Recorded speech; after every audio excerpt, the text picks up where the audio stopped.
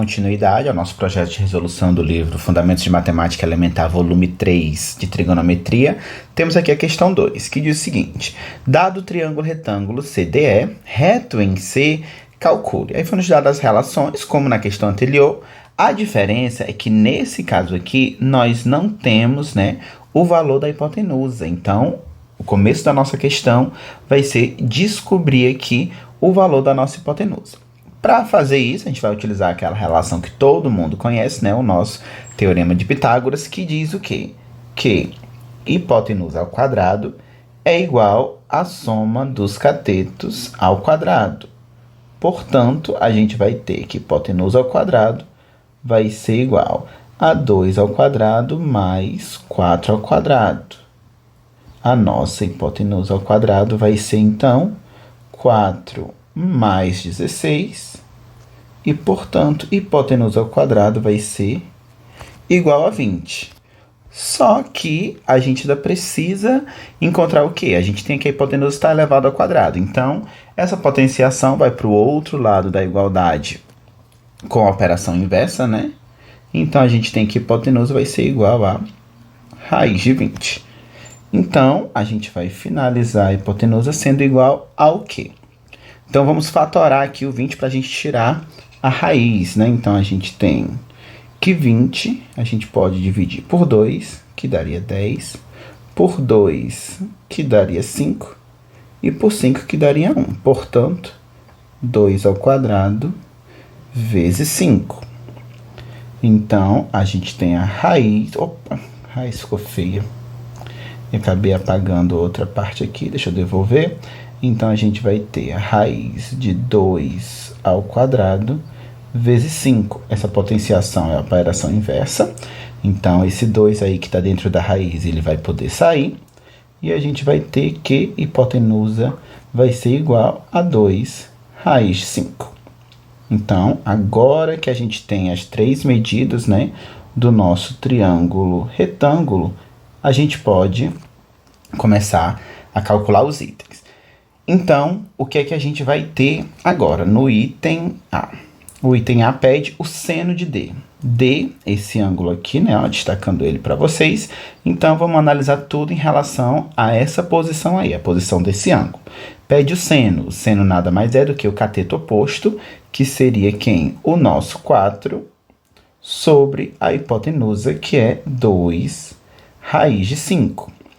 Como a gente não pode ter uma raiz aqui no nosso denominador, a gente vai ter que dar um jeito de sumir com ela, Então, vamos multiplicar por uma fração, que seria equivalente a 1, que seria 2 raiz de 5 sobre 2 raiz de 5, obtendo assim 8 raiz de 5 no numerador e 4 vezes 5 no denominador.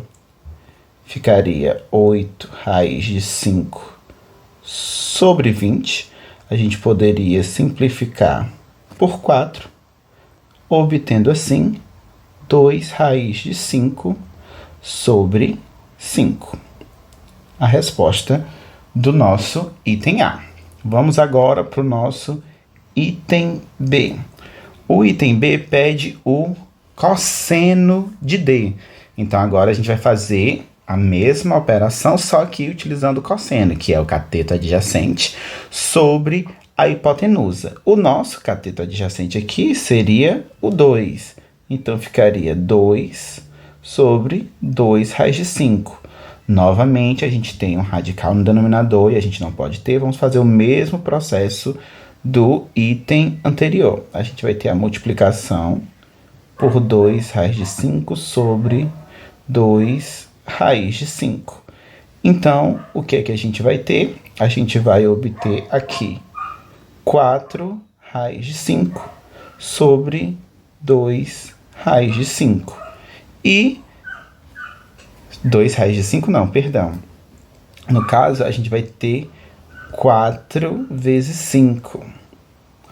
Agora sim, a gente vai ter o nosso 4 raiz de 5 sobre o nosso 20. E simplificando tudo por 4, a gente vai obter raiz de 5 sobre o nosso 5, o nosso item B. Ah, mas poderia só ter cancelado aqui e ter ficado com o resultado. Poderia. Eu prefiro resolver para alunos que têm mais dificuldade, ver todas as etapas e não ficar perdido no meio da resolução. Certo? Vamos aqui para o nosso item C. No item C, pede quem? A tangente de D. Tangente, a gente sabe que é o quê? O cateto oposto sobre o cateto adjacente.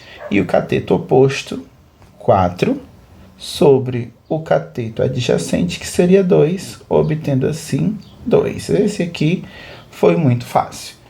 E, por último, no item D, está pedindo para a gente calcular quem? A cotangente de D. A cotangente, né? A gente vai ter o cateto adjacente, que seria o nosso 2, sobre o cateto oposto, que seria 4. Simplificando isso por 2, a gente obteria 1/2. Ok? Agora, vou trocar aqui de cor, porque como o espaço vai ser um pouquinho pequeno, eu vou economizar aqui. E também para o nosso vídeo não ficar muito longo, vou continuar aqui na letra E. A letra E, voltando aqui para a nossa imagem, pede o seno de E. Agora a gente vai esquecer aqui o ângulo D e vamos trabalhar somente com esse ângulo aqui, o nosso E. Se pede o seno de E, a gente vai ter o quê? Cateto oposto sobre a hipotenusa. O cateto oposto seria 2 nesse caso, sobre a hipotenusa, que é 2 raiz de 5. Se a gente analisar, essa relação aqui apareceu aqui no nosso item B. Então, a resolução é igual. Portanto, o nosso resultado ficaria raiz de 5 sobre 5. Na nossa letra F, pede o quê? Pede o cosseno de E, cateto adjacente sobre a hipotenusa. Então, ficaria 4 sobre 2 raiz de 5.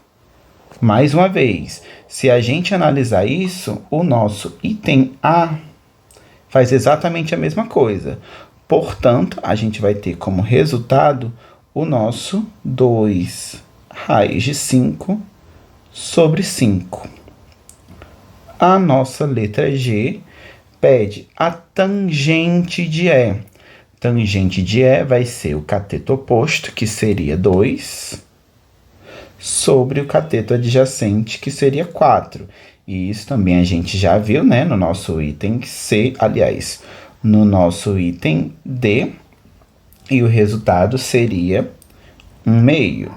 E por último, a letra H pede a cotangente, né, que seria o equivalente ao nosso item C, o cateto adjacente sobre o cateto oposto, resultando assim no número 2. E assim a gente conclui a nossa questão de número 2 do livro Fundamentos de Matemática Elementar. Até a próxima!